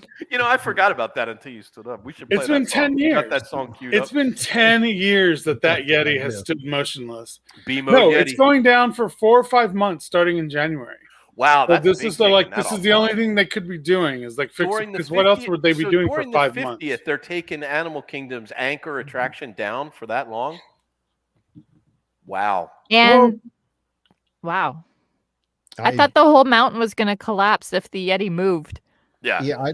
This is why they couldn't do it. It's going to, in order to fix it, it's going to take forever because they have to like rebuild, basically restabilize everything before they move it. I'm just telling you, it ain't happening. They're not. Well, we'll see. They're not going to fix the Yeti. You know, Joe Rohde's finally gone, so they're probably just getting it by. They're like, screw it. Wouldn't that be a pisser if? If after all the time, you can't say that on the podcast. I can say that. I think mark that's the time right. on this. You got to go back and edit that out. No, I think that's okay. That after all the time he retires and then they finally fix the Yeti. That would not be. Who retired? Joe Rohde. Oh yeah. He's probably not retiring. He's probably fleeing. I don't want to be associated with any of this anymore. Oh my goodness. Well, Ian, Bob by request to go out tonight, we'll play the Ballad of the Yeti. We got to play the Ballad of the Yeti. Which, by the way, if you still want a shirt, you can go to the website and intercot.com/shop, and I think I still could make you some. Do we have anything else that we really needed to get to? We hit the Space 220 media event. Ian's going to be at that on Monday, so be sure and follow along on our social media channels. I'll be my usual compelling and interesting self. Well, it'll be interesting because Thursday night I'll be at the Bash at Disney California Adventure. So Oogie Boogie. Gosh, look at that! Your social media channels are going to be full. Not only that, with Ian posting on a regular basis. Christine is down there again on a regular basis in the parks. Cindy sometimes is over there. People were actually asking me if occasionally folks could identify Janet posting. is over Janet has been posting, a lot for us as well. Well, you always know it's me because I always put /MM. But hey John, actually, that's a good question because I noticed I don't understand why it does this. So sometimes when you post, it says like Intercot posted by Ian Mitchell, and then they'll say posted you're the by only John one who sees that. You're posted by nobody else sees that. Facebook does that. Oh, right, okay, but so you I'm don't the see only it. one. Nobody. Okay. Yeah, this is an intern. This is inside baseball. Nobody else sees that. Good to know. So, John, items that we didn't touch on real quick. Concept art for the Princess and the Frog overlay for Splash Mountain released. Yeah, I didn't see it. There were a couple new pieces that came out a few weeks ago. We posted them to our Facebook page. If you haven't seen it, be sure and go over there. Just check it out. It was a little bit on the cartoony side, but it might give you a little insight onto like how, in the one scene where the the water is shooting over the boat, and you're underneath with the little fountains and stuff that half the time was never working in the old ride. Well, they showed. That always upset me because that was one of my favorite scenes where there were like little water fountains. The lily pad. It was the lily pad scene. Yeah, the lily pad scene. Exactly. It's supposed to be that they're going off to a Mardi Gras party. Right. It's pretty cartoony. Do they know what happens at Mardi Gras? It says, along the ride, guests will follow Disney. Tiana while she plots a one-of-a-kind Mardi Gras celebration with Naveen and Louis, who's the alligator, or... Yeah, I think so. I gotta watch. So then at the end, everyone in the picture is just going to show their boobs and get beads. Michael, I was about to say, I'm not going to make the obvious joke. Are we here, allowed to say that? Yeah, does Tiana show her boobies at the end? Okay, not Tiana. Drawn to Life opened November 18th. I don't know what. Yeah, so Drawn to Life, we saw that again. That's a Cirque du Soleil show, right? Oh, right. The new Cirque du Soleil show. Is that going into Disney Springs? This is the first time it's actually like partnered with Disney, right? Am I making that up? No, Cirque had a show there before. No, I know, but the theming. But it was a Cirque show, right? So it's specific Disney. Yeah, it's very cool. And it's like the characters come to life or something off the page. You would have to go back more than a year, 17, 18, 19 months or whatever. And I actually saw a preview of that show, and they never opened it. So it's finally opening after all this time. Kind of was it cool? Geared back up. It looked like it could be interesting. We only got to see like a small little smidgen of it. You know, when I saw it, I think it was around the time where the NBA Experience opened, which by the way is now defunct. So who saw that? I think that's because only 20 people went. So there wasn't enough to do for the amount of money that they were charging. I said that from day one, that if they had enough to do, or if they lowered the price, that it was fine, but there was not enough to do. I don't understand why they thought that was a good idea anyway. It just didn't make any sense. Who wants to because go to Disney because World all the players were there, so it was a novelty. Yeah. They had people going there hoping to see players, and they just opened that. Well, half of them live right up the road from me. Hey, yeah, I know they're in big mansions right up there. Yes, none of them in my neighborhood, mind you. Like my house would fit in like Shaq's living room, but his house is like 5 minutes from me. Candlelight Processional, which that's guy is incredibly excited about. I am, although it'll be stoked a to go back different to Processional type of event because they're not inviting any schools in or anything, and they're doing a very limited run. So it says since all these performers, including cast members, musicians, singers, and narrators, will be required to be fully vaccinated, this year we are not planning to host choirs from different community groups and schools. Yep. That's good because they were always iffy anyway. So the music will be really good. Oh my! So that's November 26th to December 30th. I can't wait for you and I. Yeah, so hang out again. It's shorter, but I mean, it's still. It is something. How long is it, Jen? November 26th to December 30th. Yeah, so it's a regular run, John. Yeah, like it's so funny that that is like considered. Oh my gosh, it's shorter, and at Disneyland it's like 2 weekends. Like, yeah, it might only be a slight bit shorter, but yeah, definitely something worth doing. I love Candlelight Procession. I do too. Like 10 times. Remember, I crossed that off my list of things a few years back. I know, I remember. And I still haven't watched It's a Wonderful Life. It's a Wonderful Life.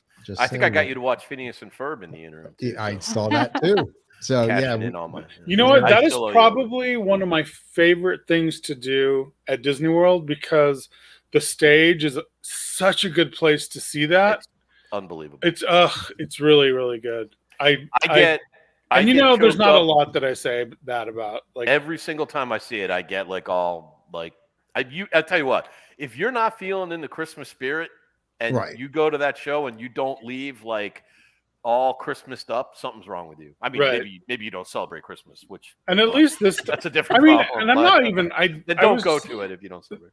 I was being like jokey about the choruses, but I have seen a couple of clunkers where the choirs were not. I'm like, you know what? I just need the voices of Liberty like screaming out. Right, I got the Christmas songs. I'm good. Like maybe if they only had the Voices of Liberty, I would still love it. I mean, the only benefit of the big choir is that they get to form the Christmas tree on the stage, right? But well, I think they're gonna have a bigger choir. It says instead they're gonna expand the cast. Yeah, we'll add more cast members. Mm-hmm. Yeah, well, that makes sense. So I'm curious. I wonder if I'm assuming they'll have celebrity narrators. I don't know. Does it say? It didn't say that. Don't know. I'm sure they do. That's say, like the draw. But it's easier to just have one of them up front, who's away from everybody. But who's the best celebrity narrator you ever saw? Gary Sinise. He was actually really good. But Doogie Howser won for me. Like, he was amazing. That would be mine too, Michael. I thought he was unbelievable. I'm trying to think who I got to be honest with you. I don't remember. I was like, really? Like, he's going to do the Candlelight Procession? It just didn't seem like a natural choice. Loved it. I saw him. He opened when my wife is a travel agent, and we went to the christening for not the Dream, but what was the one that came after the Dream? Fantasy? Yeah, for the Fantasy. And he was the MC, and like was just the most entertaining like half an hour of my life. I mean, he was just amazing. That I agree, Michael. He was my favorite too. I saw the kid from Sixth Sense. The heck's his name? The one There's a bunch. Oh, that one. Yeah, the one. Haley Joel Osment. I see dead people. Who, by the way, is in Future Man and a couple other things. I mean, he's like made the rounds. I saw on What We Do in the Shadows. I saw Mrs. Cosby, Felicia Rashad. That was he's good. She was good too. I can't think. I was actually so shocked that Gary Sinise was so good. Like, it was crazy. Well, isn't he the guy? I mean, he used to. I don't think he does it anymore, but they used to always get him for Christmas week, right? Didn't he come and do it for Christmas week? He was definitely a big draw for that. I think just because he's good at it. I saw Kurt Russell do it at Disneyland, and it was literally embarrassing. Like, he kept messing up. It's like he had never heard the Christmas story. I don't know, like just the whole thing. I was like, and then there was this dude, and I don't know, there was a carpenter. I was just like, Kurt, you build a major. All you have to do is read, dude. Just read. A few other things before we get out the door, and this will irk Michael. Steakhouse 71 is coming. I don't even care. That's stupid. So irritated. After they closed Steakhouse 55. Well, that is the one thing that I'm super frustrated with still about Disneyland is like they don't have any, like all of the good sit down places. Yeah. What about Blue Bayou? You could get a reservation. Like that is the one thing Forget about it. Yeah, it's impossible. I literally check 20 times a day still, looking to see if something opens up. Because I refuse to eat counter service the whole time. Right. I remember we have a rental car and we're leaving twice to go eat at a decent restaurant. That's saying something. Drive into Santa Monica. There's some amazing restaurants. So Steakhouse 71 is going to be at the Contemporary. It's replacing the Wave of American Flavors. Yeah, hopefully it's good. I hope they do it justice because that looks expensive. That's good. I'm going to say. I'm hoping they also have a nice We used to enjoy going down to the Wave. Sorry, I don't know where that is. Bottom floor of the Contemporary. Bottom floor of the Contemporary. You know where it is? Where the old game room used to be. Oh, okay. I do totally know. Yep. Got it. But we used to enjoy going down there to that like little ultra loungy kind of area, and that was an a great INTERCOT hotspot. We used to go hang out there all the time. For us, because there was always availability and some seating, and we'd have a few adult beverages, and it was the Wave a little bit of a hidden gem. They had good food there. Didn't we go to the Wave for the 20th?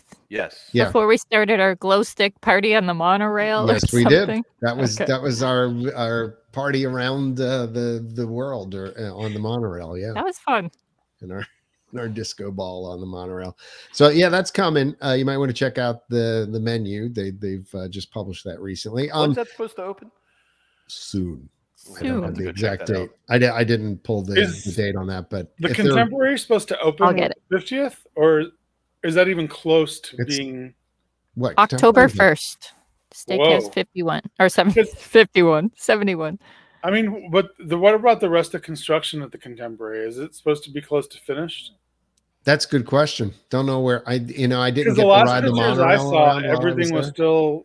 Well, yeah, they had the scrims and stuff all in the inside. Yeah, but it's like termites. It's horrible. Yeah, like they're fumigating. They're fumigating. Yeah, they put the big tent over the whole thing. Yeah, I mean they're basically gutting the whole place and rebuilding it. So, but the rooms look cute. We talked about that on the last podcast. If you want to go listen to that. Oh, by the way, I am for those who listen audio wise, which there are more apparently than I realized.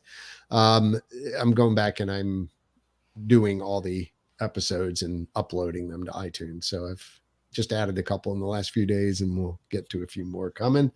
The only other thing I had was just that for the 50th, the monorail wraps actually happened. They released some pictures of monorail gold. I think they had to do that to keep the monorails from falling apart. It's also just to hold them together. There's on the inside. There's duct tape. It's double.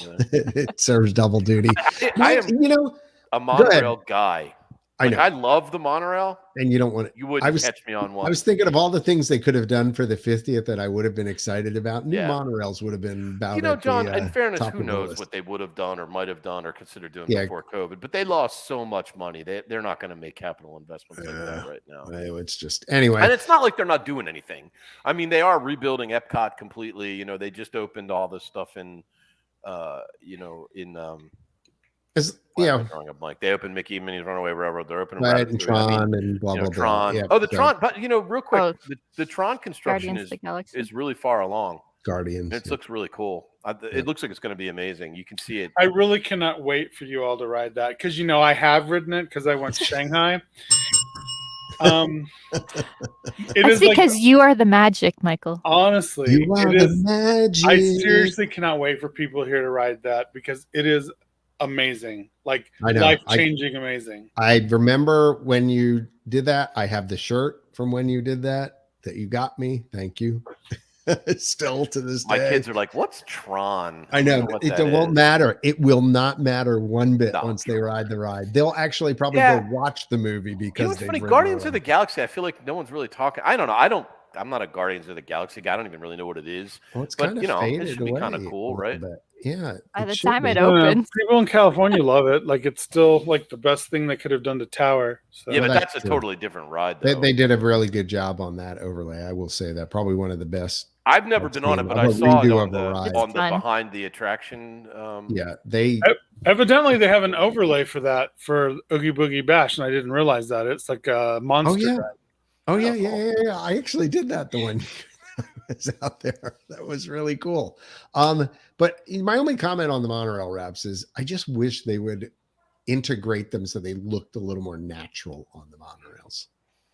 Like with the characters in the windows or something like that, instead of just rather than a big plastered graphics on the side that make it look like New York City Transit. Live, they look pretty cool. Advertising the Gap. They look pretty cool live. I mean, I was watching them cruise by the other day. They look neat. I think they could go the extra mile and figure out a way to integrate. They don't do that anymore.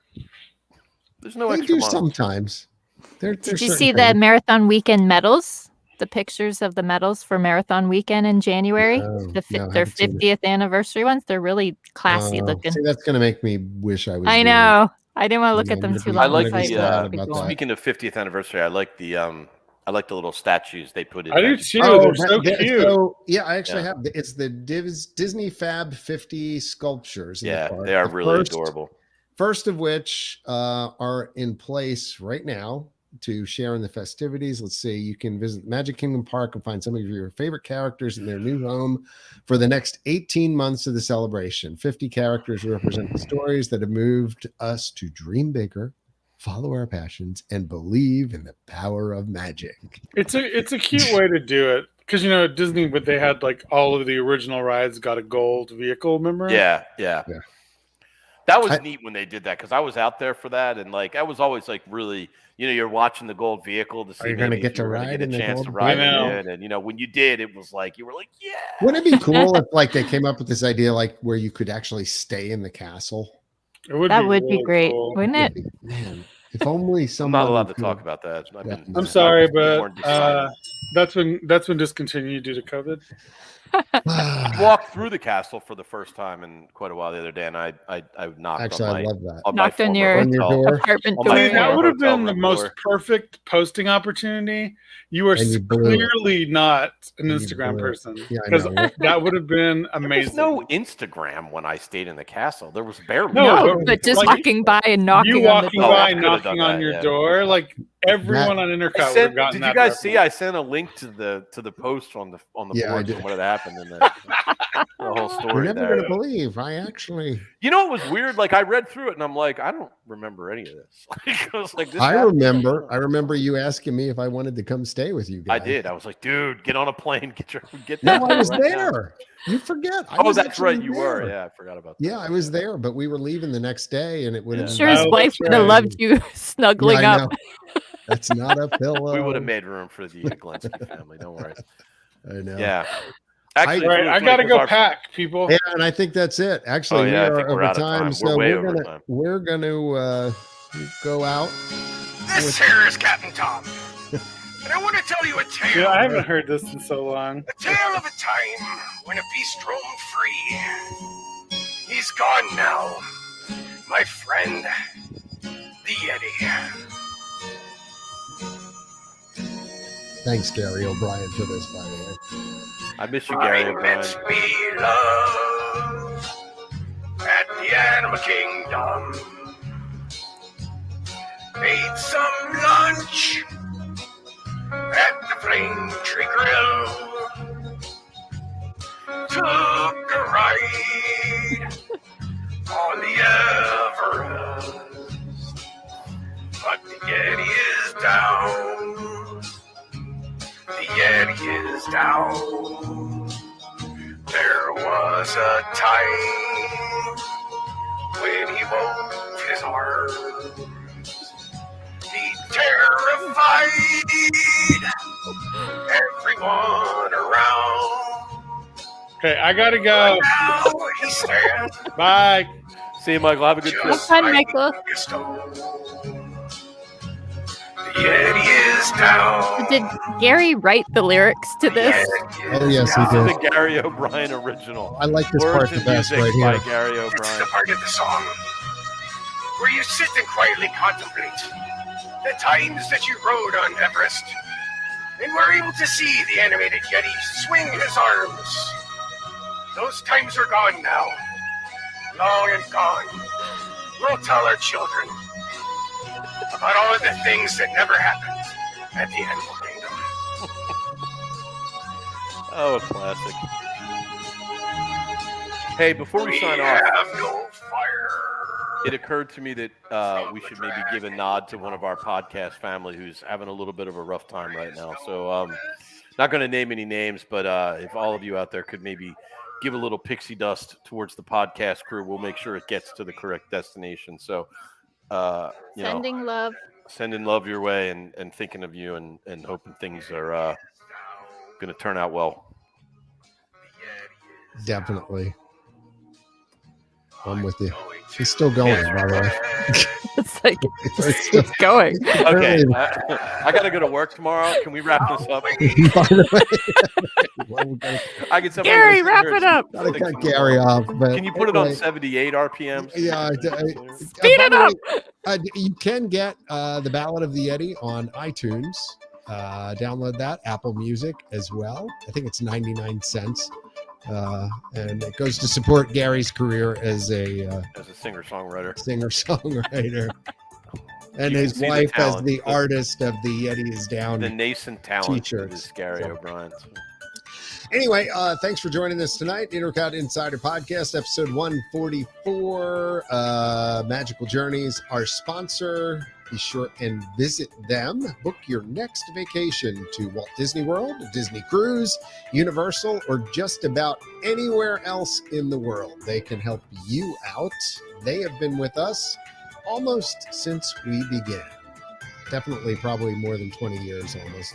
And they are the magic. They are the magic. They are the Disney vacation experts.